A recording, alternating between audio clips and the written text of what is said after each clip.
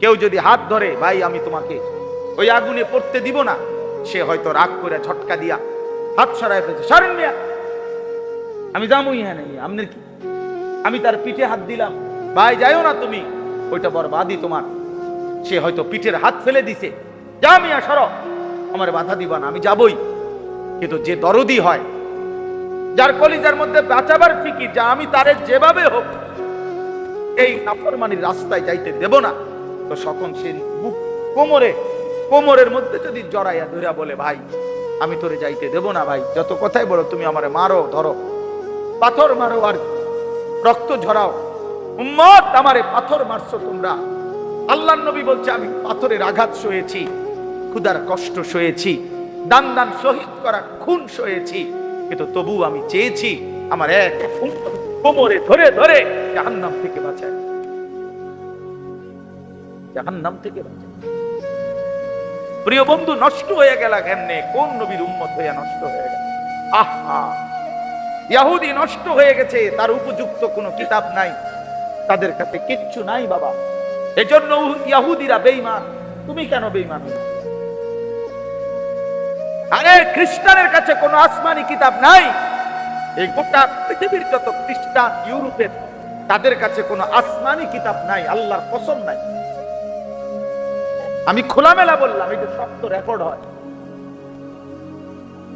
কোন হিন্দুর কাছে কোনো আসমানি কিতাব নাই, কোন ইহুদির কাছে কোনো আসমানি কিতাব নাই, কোন খ্রিস্টানের কাছে কোনো আসমানি কিতাব নাই, কোন বৌদ্ধের কাছে কোনো আসমানি কিতাব নাই, কিন্তু আমাদের কাছে তো আসমানি হুবহু কিতাব আছে।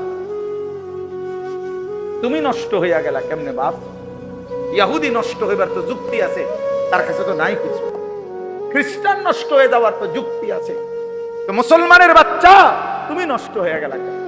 এই শাহওয়াত তো তোমারে ঘুমাইতে দিবে না,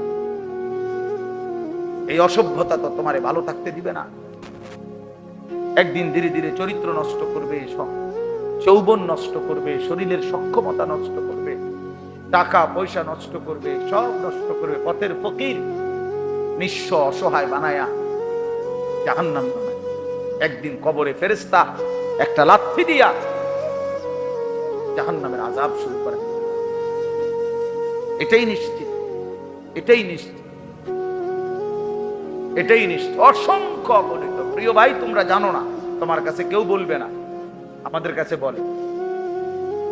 আমরা তো অসংখ্য অগণিত যুবকের সাথে সম্পৃক্ততা আমাদের।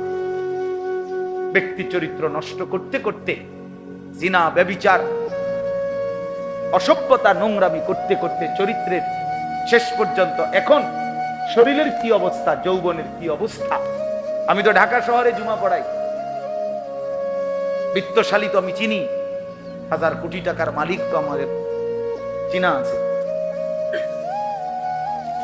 এই জন্য আমি এটা বুঝাইলাম, দয়া করে। আল্লাহ তাআলা বলছে, বান্দা তুমি গুনাহের কাছে হইতে, অশ্লীলতার কাছে হইতে। কোরআন শরীফ আছে, ইন্নাল্লাযীনা ইউহিব্বুনা আন তাশিআল ফাহিশাতু ফিল্লাযীনা আমানু লাহুম আযাবুন আলীমুন ফিদ দুনিয়া ওয়াল আখিরাহ।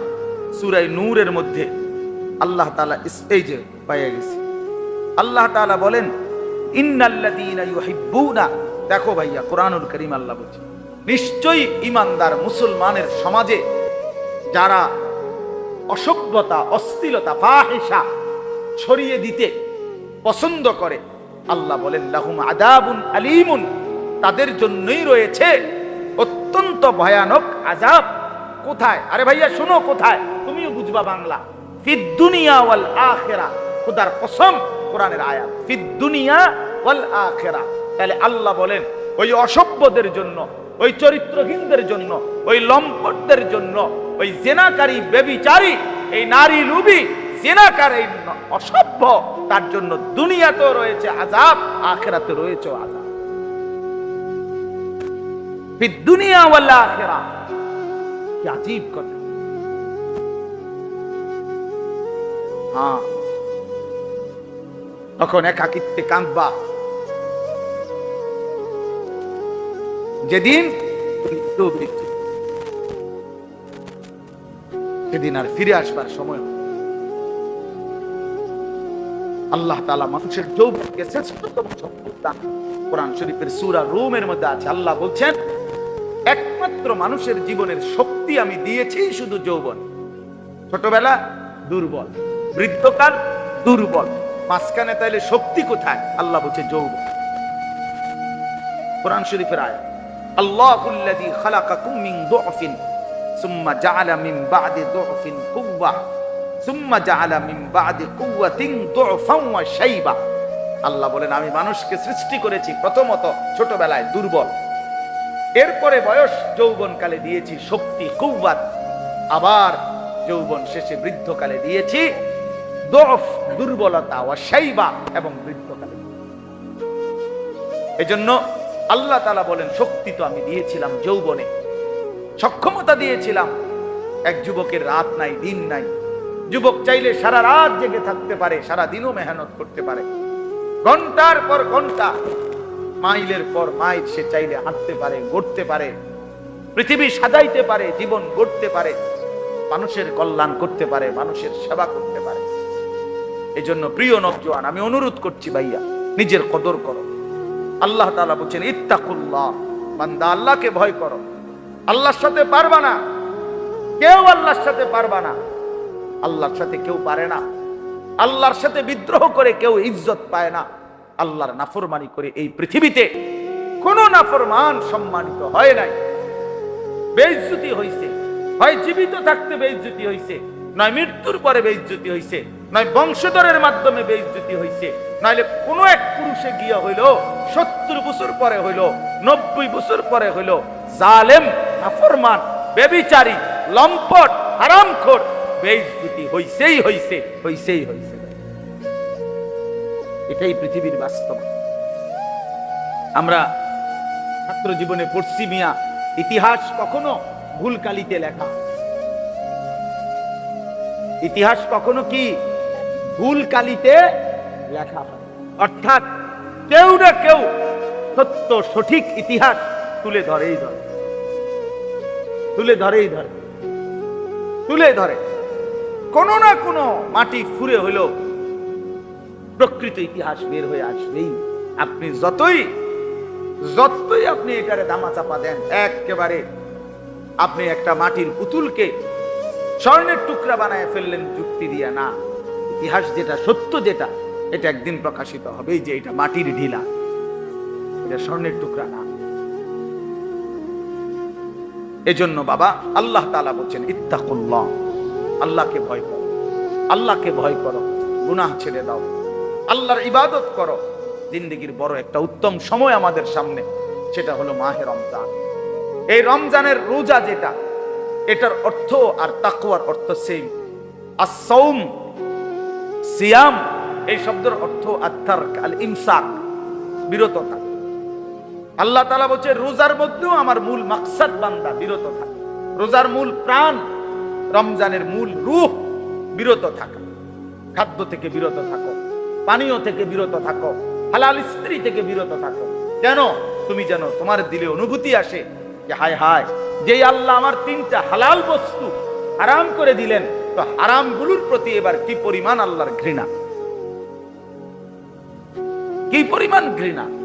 এজন্য রমজানের মধ্যে, রোজার মধ্যে মূল সবক তরক, ছেড়ে দেওয়া, ছেড়ে দেওয়া। এজন্য নবী সাল্লাল্লাহু আলাইহি সাল্লাম বলছেন মান লাম ইয়াদা কাওলা যুর ওয়াল আমালা বিহি ফালাইসা লিল্লাহি হাজাতুন আন ইয়াদা তাআমাহু ওয়া শারাবা। আল্লাহ তাআলা বলেন যে ব্যক্তি রমজানে রোজা রেখে মিথ্যা বলা, মিথ্যা আচরণ, নাফরমানি আচরণ ছাড়তে পারে নাই, খোদার কসম নবীজি বলছে ওই নাফরমান খাদ্য এবং পানীয় থেকে উপাস থাকার কোনো প্রয়োজন আল্লাহর নাই। যা বেটা তুই, আল্লাহ বলেন মিথ্যাই যেহেতু ছাড়লি না, মোবাইলের নারী যেহেতু ছাড়তে পারলি না, সুদখোর তুই সুদে যেহেতু ছাড়লি না, বেপর্দা নারী, বেহায়া নারী তুই যেহেতু পর্দাই করতে পারলি না, তো আর উপাস থাকার দরকার নেই, ভাতে খা, সকালের নাস্তাও কর, দুপুরের খাবারও খা, লাগবে না, তোর রোজা দিয়ে আমি করবো। ফালাইসা লিল্লাহি হাজাতুন, সরাসরি খাবি, আল্লাহর কোনো প্রয়োজন নাই। আল্লাহ কি অভাবের কারণে যে আমার ভাতের শর্ট পড়ে গেছে, এই জন্য 1 মাস আমার খাবারের শর্ট, এই জন্য আল্লাহ তাআলা খানা কমাই দিছে? তাই না? নবী সাল্লাল্লাহু আলাইহি সাল্লাম বলেন, কাম মিন সাইমিন লাইসা লাহু মিন সিয়ামিহি ইল্লাল জু'। নবীজি বলেন, হায় আফসোস, কত রোজাদার আছে এমন রোজা যাদের রোজা শুধুই কিছুক্ষণের ক্ষুধার্ত থাকা ছাড়া আর কোনো অর্জন নাই, আর কোনো অর্জন নেই। আগের মতোই সুদ খাচ্ছে, ঘুষ খাইতেছে, মিথ্যা বলতেছে, টেলিভিশন দেখতেছে, নাটক সিনেমা দেখতেছে, মোবাইলের অশ্লীল ছবি দেখতেছে, মহিলা বাজারে বাজারে বেপর্দা ঘুরতেছে, জুতা কিনে, শাড়ি কিনে, গহনা কিনে, থ্রি পিস কিনে, এমনি কয় রোজা রাখছে। কিত্তেন রোজা রাখছেন আপনি? আপনি বাতে না খাইবেন? রোজা রাখছেন কিত্তেন? আপনি কিসের রোজা রাখছেন? আল্লাহ নবী সাল্লাল্লাহু আলাইহি সাল্লাম বলেন, কিছুক্ষণ ক্ষুধার কষ্ট ছাড়া আর কিছুই অর্জন। কাম মিন কাইমিন লাইসা লাহু মিন কিয়ামিহি ইল্লা সাহর। নবী সাল্লাল্লাহু আলাইহি সাল্লাম বলেন, কত ব্যক্তি আছে যারা তারাবি পড়ে, তাহাজ্জুদ পড়ে রাত্রি বেলা, কিন্তু যথাযথ নিয়মে সুন্নত তরিকায় না পড়ার কারণে, প্রকৃত শুদ্ধতার সাথে বিশুদ্ধতার সাথে আদায় না করার কারণে, আল্লাহ তাআলার মহব্বতের সাথে আদায় না করার কারণে শুধু রাত্রি জাগা ছাড়া আর কিছুই অর্জন, আর কিছুই অর্জন। এই পড়ছে, আরে কি পড়ছে? নামাজ পড়ে লাইছে 20 রাকাত নফল। 20 রাকাত তো চাচা নফল পড়লেন, সূরা কেরাতের কি দশা? তাব্বাতিয়াতা তো ভুল, কুল হুয়াল্লাহু আহাদ তো আপনি ভুল পড়েন, আত্তাহিয়াতু লিল্লাহি ওয়াস সালাওয়াতু ওয়াত তাইয়্যিবাত এটা তো আপনি ভুল পড়েন। আপনার দোয়ায়ে কুনুত তো শুদ্ধ হয় না, আপনি রুকুর থেকে সোজা হইয়া দাঁড়ান না, আপনি সেজদা একটা দিয়া মাথা একটু উড়াইয়া আর একটা সেজদা দিয়ালেন, এরকম নামাজ 200 রাকাত পড়লে কি? হ্যাঁ, এই নামাজ 200 রাকাত পড়লে কি? কি 20 রাকাত তারাবি পড়তেন, আপনি 200 রাকাত পড়েন তারাবি? ওঠেন আর নামেন, ওঠেন আর নামেন। হ্যাঁ, আল্লাহ নবী সাল্লাল্লাহু আলাইহি সাল্লাম বলেন, এমন রাত্রি জাগরণ শুধু কিছুক্ষণ রাত জাগছে আর কিছুই হচ্ছে। আল্লাহ নবী সাল্লাল্লাহু আলাইহি সাল্লাম বলেন, আসিয়ামু জুন্নাতুন, রোজা ঢাল স্বরূপ। রোজা একজন ব্যক্তিকে গুনাহ থেকে বাঁচাবার ঢাল, বাঁচাবার ঢাল। রাসূলুল্লাহ সাল্লাল্লাহু আলাইহি সাল্লাম বলেন, তোমার সাথে রোজা অবস্থায় কেউ যদি ঝগড়া করে, তোমারে যদি মন্দ কিছু বলে, গালি দেয়, তুমি বলে দিও, ভাইয়া আমি রোজাদার। রোজাদার গালি দেয় না, রোজাদার ঝগড়া করে না ভাইয়া, রোজাদার নাফরমানি করে না। ফালিয়াকুল ইন্নী ইমরুউন সাইম। নবীজি বলেন, বলে দিও তুমি, ভাইয়া আপনি আমার আরো অনেক কিছু বলতে পারেন, আমি রোজাদার, আমি রোজাদার। রোজাদার গালি দেয়। রাসূলুল্লাহ সাল্লাল্লাহু আলাইহি ওয়াসাল্লাম বলেন, লাইসাল মুমিনু বিত্তাআন ওয়ালাল লাআন ওয়ালাল ফাহিশ ওয়ালাল বাদী। এটা হাদিস। নবীজি বলেন, মুমিন খোঁটা দানকারী হয় না। খাবাইয়া 10 টাকা খাবাইয়া আবার এক সপ্তাহ পরে, বেটা এদিনও তো তোরে 10 টাকা খাবাইলাম, বেটা দেখতে না খাওয়ানি ভালো ছিল। তা আল্লাহ নবী সাল্লাল্লাহু আলাইহি ওয়াসাল্লাম বলেন, মুমিন খোঁটা দেয় না, অনুগ্রহ করে কি দেয় না? খোঁটা দেয়। ওয়ালাল লাআন, মুমিন কাউকে লানত দেয় না। ওয়ালাল ফাহিশ, মুমিন অশ্লীল কথা বলে না। ওয়ালাল বাদী, মুমিন নোংরা চরিত্রের হয় না। হাদিস আল্লাহ রাসূল সাল্লাল্লাহু আলাইহি ওয়াসাল্লাম। নবী সাল্লাল্লাহু আলাইহি ওয়াসাল্লাম বলেন, ইন্নী লাম উবআস লাআনান ওয়ালা গাদিবান। আমি রাসূল অভিশাপ দিতে আসি নাই, আমি শুধু রাগ করতে আসি নাই। ইন্নামা বুইসতু রাহমাতান, আমি রহমত হয়ে এসেছি, মানবতার কল্যাণের জন্য এসেছি। আল্লাহর নবী বলছেন, ভাইয়া ওয়া ইন্নী আখিযুন বিহুজাজিকুম। নবীজি বলছেন, আমি চেয়েছি, আমার 23 বছর আমি এই পরিমাণ মেহনত করেছি, আমার দিলের ইচ্ছা ছিল আমার এক এক উম্মতকে কোমরে ধরে ধরে, কোমরে পেঁচাইয়া, কোমরে জড়াইয়া ধরে ধরে আমার একটা একটা উম্মতকে জাহান্নামের আগুন থেকে বাঁচাইতে চেয়েছি। আমি সেই ফিকির নিয়া, মেহনত নিয়া, সেই কষ্ট নিয়া আমি রাসূল মানুষের দ্বারে দ্বারে, দুয়ারে দুয়ারে ঘুরেছি। কেউ যদি এদিকে হাতটা দেন, কেউ যদি হাত ধরে, ভাই আমি তোমাকে ওই আগুনে পড়তে দিব না, সে হয়তো রাগ করে ঝটকা দিয়া হাত সরায় ফেলছে, সরেন মিয়া, আমি যাবই হ্যাঁ নেই, আপনার কি? আমি তার পিঠে হাত দিলাম, ভাই যাইও না তুমি, ওইটা বরবাদি তোমার। সে হয়তো পিঠের হাত ফেলে দিছে, যা মিয়া সরো, আমার বাধা দিবা না, আমি যাবই। কিন্তু যে দরদি হয়, যার কলিজার মধ্যে বাঁচাবার ফিকির, যা আমি তারে যেভাবে হোক এই নাফরমানির রাস্তায় যাইতে দেব না, তো সকল সে বুক কোমরের মধ্যে যদি জড়াইয়া ধরিয়া বলে, ভাই আমি তোরে যাইতে দেব না, ভাই যত কথাই বলো, তুমি আমারে মারো, ধরো, পাথর মারো আর রক্ত ঝরাও, উম্মত আমারে পাথর মারছো তোমরা। আল্লাহর নবী বলছে, আমি পাথরের আঘাত সয়েছি, ক্ষুধার কষ্ট সয়েছি, দান দান শহীদ করা খুন সয়েছি, কিন্তু তবু আমি চেয়েছি আমার এক কোমরে ধরে ধরে জাহান্নাম থেকে বাঁচায়, জাহান্নাম থেকে। প্রিয় বন্ধু, নষ্ট হয়ে গেল কেমনে? কোন নবীর উম্মত হইয়া নষ্ট হয়ে গেল? আহা, ইহুদি নষ্ট হয়ে গেছে, তার উপযুক্ত কোনো কিতাব নাই, তাদের কাছে কিচ্ছু নাই বাবা। এজন্য ইহুদিরা বেঈমান। তুমি কেন বেঈমান হলে? আরে খ্রিস্টানের কাছে কোনো আসমানি কিতাব নাই। এই গোটা পৃথিবীর যত খ্রিস্টান ইউরোপের, তাদের কাছে কোনো আসমানি কিতাব নাই, আল্লাহর কসম নাই। আমি খোলামেলা বললাম, এটা সত্য, রেকর্ড হয়।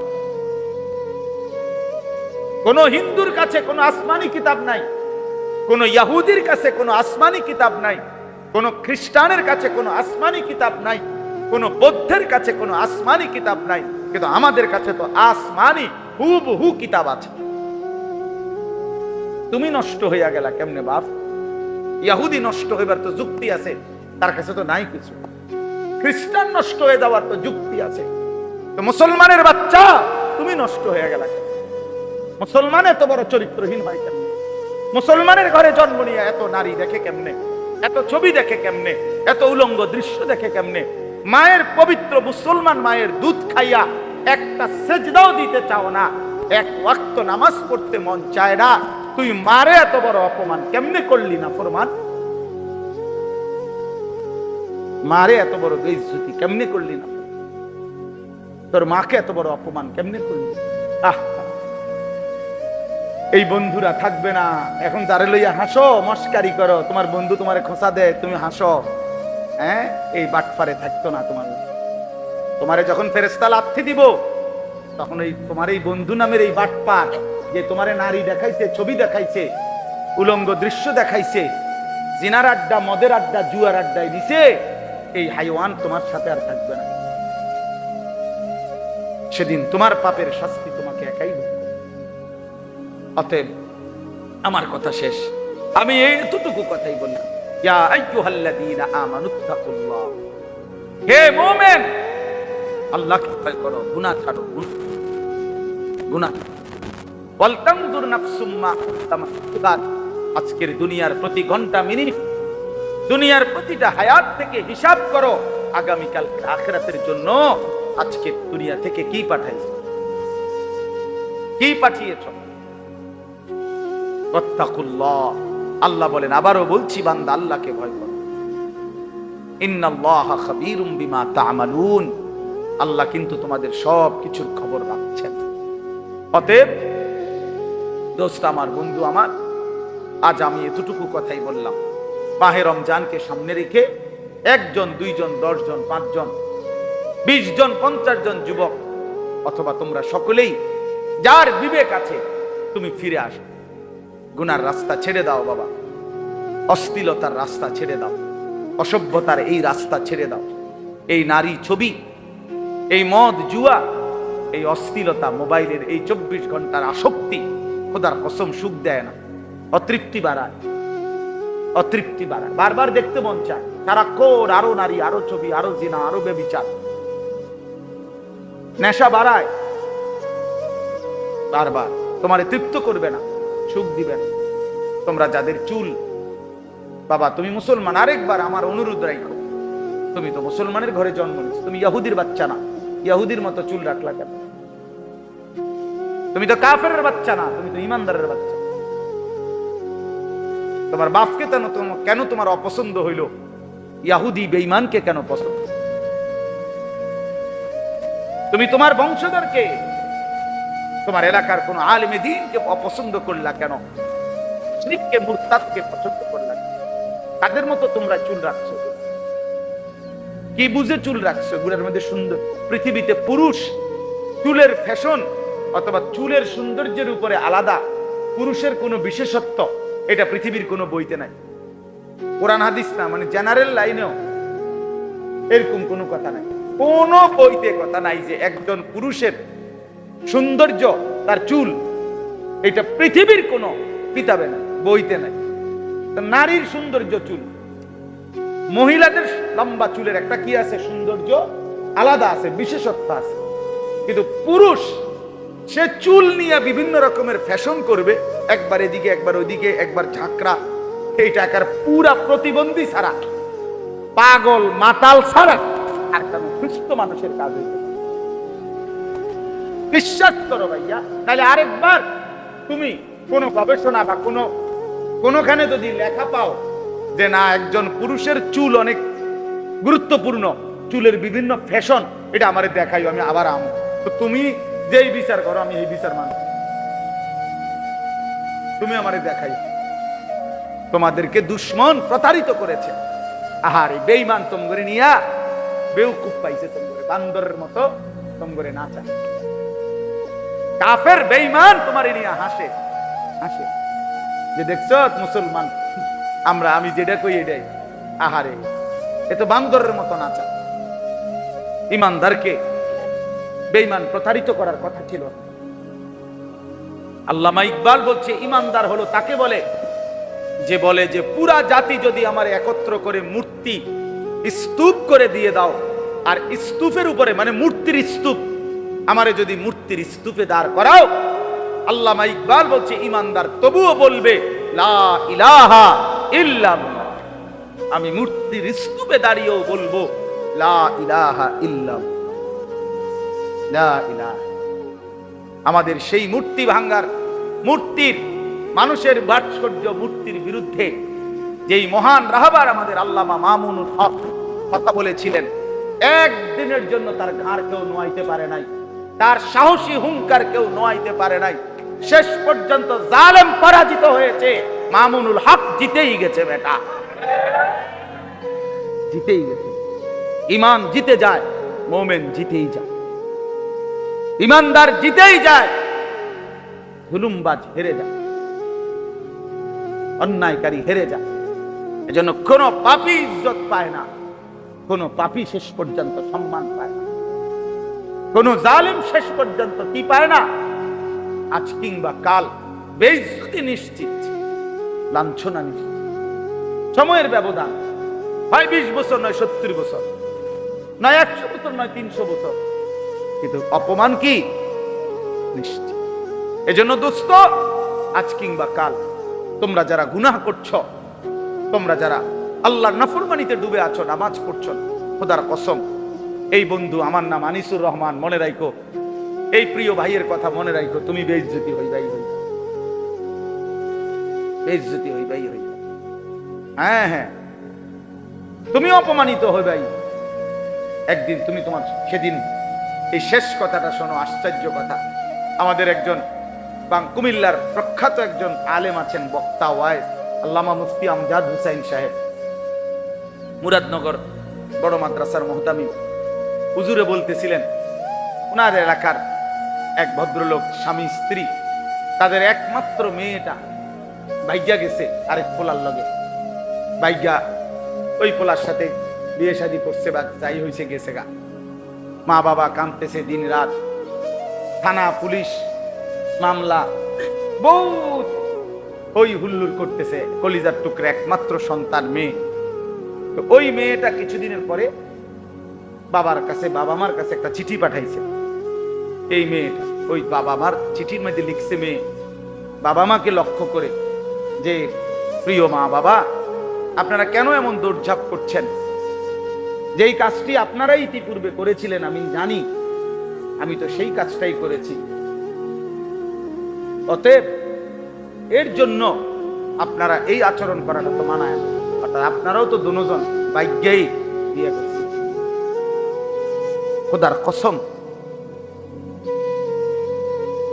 তাইলে কার হাতে বেইজ্জতি হইল? আপন সন্তান। কার হাতে? সন্তানের। তার মানে বেইজ্জতি নিশ্চিত, অপমান নিশ্চিত, অপমান নিশ্চিত।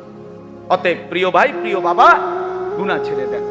রমজানকে সামনে রেখে ইনশাআল্লাহ গুনাহ মুক্ত আল্লাহর ইবাদতে মগ্ন থেকে একটা পূর্ণ মাস যদি আমরা ইবাদত করি, ইনশাআল্লাহ আমাদের জীবন সুন্দর হবে, আখিরাত সুন্দর হবে। আল্লাহ তাআলা তৌফিক দান করেন, কবুল করেন।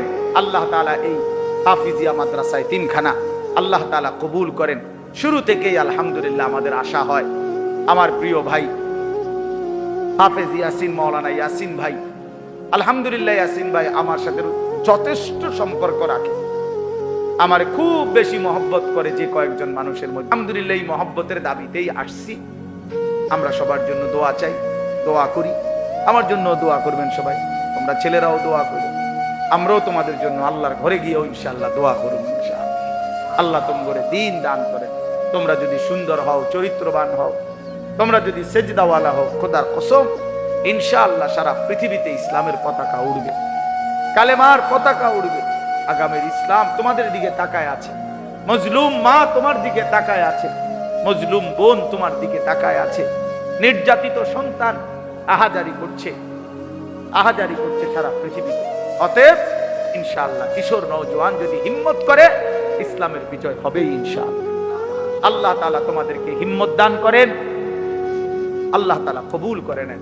আমি 2টা মিনিট সবার মিলে আমার কথা হলো, এই ইন্তজামের জন্য বরকত থাকে। মাদ্রাসার এতিমখানা বাচ্চা আছে এবং মাদ্রাসা নিয়মিত আলহামদুলিল্লাহ মেহনতের সাথে পড়ানো হয়। ছোট্ট একটা অনুরোধ করলে 2টা মিনিট আমরা প্রত্যেকে যদি একটু পকেটে হাত দেই, মাদ্রাসার জন্য, এতিমখানার জন্য, হাফিজিয়া মাদ্রাসা বাচ্চারা আল্লাহর কোরআন পড়ে দিন শিখে। ভাইয়া সবাই ছেলেরা, তোমার কাছে যদি 10 টাকা থাকে 10 টাকাই দাও, 100 টাকাই দাও।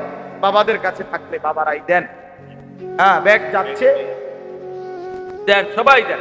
বাবা তোমরাও দাও, পারলেই দাও, না পারলে দোয়া করো, না থাকলে দোয়া করো যে ইনশাআল্লাহ আল্লাহ বরকত দান করে। হ্যাঁ, এক্ষুনি দোয়া করে দিচ্ছি, আমি বের হয়ে যাবো এখন।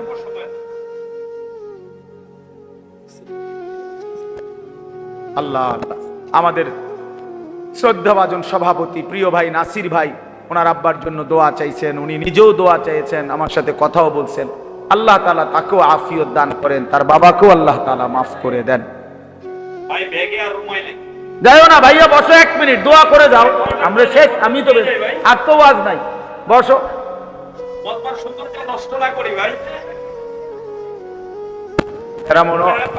ওরা টাকা আনতে যাচ্ছে, তোমরা টাকা আনতে যাইতেছো যারা, নিয়ে আসো, জলদি নিয়ে আসো। না, অনেকে হয়তো টাকা নাই, তো হাওলা আনতে যাইতেছে। দিনাজপুর ছেলে 20 টাকা হাওলা তেলে ওষুধ দিচ্ছে। বারান্দা আছেন না হাফেজ আলামিন সাহেব? মশাল সাহেব কোথায়? বাহিরে দেখেন প্রয়োজন আছে কিনা।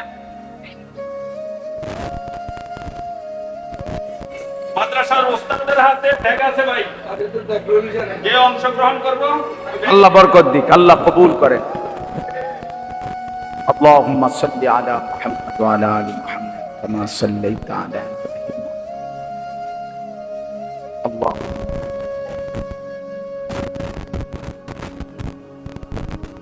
আলহামদুলিল্লাহ। اللهم أنت السلام ومنك السلام تباركت يا ذا الجلال والإكرام।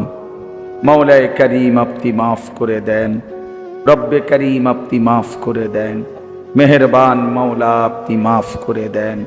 আয় আল্লাহ, আগামী জিন্দেগি সুন্দর করে দেন, ঈমান আমলের দৌলত দান করেন, ইজ্জত আফিয়ত দান করেন, তাকওয়া তাহারত দান করেন, হিম্মত ইস্তেকামত দান করেন। আয় আল্লাহ, সেজদাওয়ালা কপাল বানিয়ে দেন, কাঁদনেওয়ালা চোখ বানিয়ে দেন, জিকিরওয়ালা জবান বানিয়ে দেন, মোহাব্বতওয়ালা দিল বানিয়ে দেন। আয় আল্লাহ, আমার কিশোর নওজোয়ান যুবক ছেলেদেরকে নামাজি বানিয়ে দেন, চরিত্রবান বানিয়ে দেন। আল্লাহ, ছেলেদেরকে আমি অনেক শক্ত করেই বলেছি, আল্লাহ আপনি এদের দিল বদলে দেন, এদের আখলাক বদলে দেন, এদের চেহারা সুন্দর করে দেন, এদের চুল স্বাভাবিক করে দেন, এদের কপাল সেজদাওয়ালা বানিয়ে দেন। আল্লাহ, আপনাকে যেন ভুলে না যায়, মদিনার রসুলকে যেন ভুলে না যায়।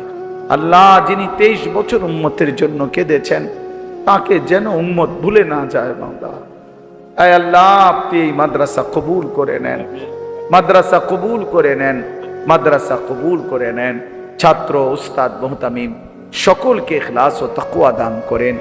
আমার বয়স্ক বাবা চাচাদেরকে আরো বেশি নেক আমলের তৌফিক দান করেন। সমস্ত কবরবাসীদেরকে মাফ করে দেন, সমস্ত কবরবাসীদেরকে মাফ করে দেন। কিয়ামত পর্যন্ত কবরের আযাব মাফ করে দেন। আল্লাহ, আমরা যেই পেরেশানিতে আছি আসান করে দেন। অসুস্থ বিমারি যারা শিফা করে দেন। আয় আল্লাহ, প্রিয় ভাই নাসির ভাইকে আপনি কবুল করে নেন। আয় আল্লাহ, তার বাবাকে আল্লাহ আপনি মাফ করে দেন, কবুল করে নেন। আয় আল্লাহ, পুরা খানদানকে মাফ করে দেন, সমস্ত পেরেশানি থেকে আসান করে দেন। আল্লাহ, এখানে অনেক বাবা ভাই বিভিন্ন মাকসাদে দোয়া আছে, প্রত্যেকের মাকসাদ আপনি পূরণ করে দেন। অসুস্থ বিমারি যারা শিফা করে দেন। কামাই রুজিতে হালাল বরকত দান করেন। শহরে বন্দরে, দেশে প্রবাসে বিদেশে যে যেখানে আছে সহি সালামতে নিরাপদে রাইখেন মাওলা, ঈমান আমলের সাথে রাইখেন মাওলা। আল্লাহ, রমজান পর্যন্ত হায়াত ভিক্ষা দান করেন, রমজান পর্যন্ত পৌঁছে দেন। আল্লাহ, রমজানের রহমত মাগফিরাত নাজাত দান করেন। আমাদের প্রত্যেককে রমজানের বন্দিগি করার তৌফিক দান করেন। গুনাহ মুক্ত সুন্দর একটা জীবন গড়বার তৌফিক দান করেন। আল্লাহ, আল্লাহ, আপনার ঘর জিয়ারতের উদ্দেশ্যে, মদিনার রওজা পাকের জিয়ারতের উদ্দেশ্যে আল্লাহ আগামীকাল রওনা হওয়ার ইচ্ছা তো মাওলা, আপনি চাইলেই পৌঁছা হবে মাওলা। আপনি আফিয়ত দান করেন, আপনি তৌফিক দিয়েন। যেই চোখগুলো এখনো আপনার ঘর দেখে নাই, মদিনার রওজা দেখে নাই, আল্লাহ, আমি আমার হৃদয়ের সবটুকু দিয়ে বললাম, আপনি আমার এই বাবা ভাই মা বোনদেরকে আপনার ঘর জিয়ারতের তৌফিক দান করেন, মদিনার রওজা জিয়ারতের তৌফিক দান করেন। সমস্ত মা বোনদেরকে পর্দা পুশিদা দান করেন। আয় আল্লাহ, মাদ্রাসা খানা উত্তর উত্তর তারাক্কি দান করেন। আরো ছাত্র, আরো ওস্তাদ মিলায়া দেন। আল্লাহ, মাদ্রাসার তামাম জরুরত আপনি পূরণ করে দেন। আল্লাহ, বাচ্চাগুলোকে হাফেজ, আলেম, মুত্তাকি, আরিফ, রব্বানি বানিয়ে দেন। বাচ্চাদের মা বাপকেও মাফ করে দেন। রব্বির হামহুমা কামা রব্বা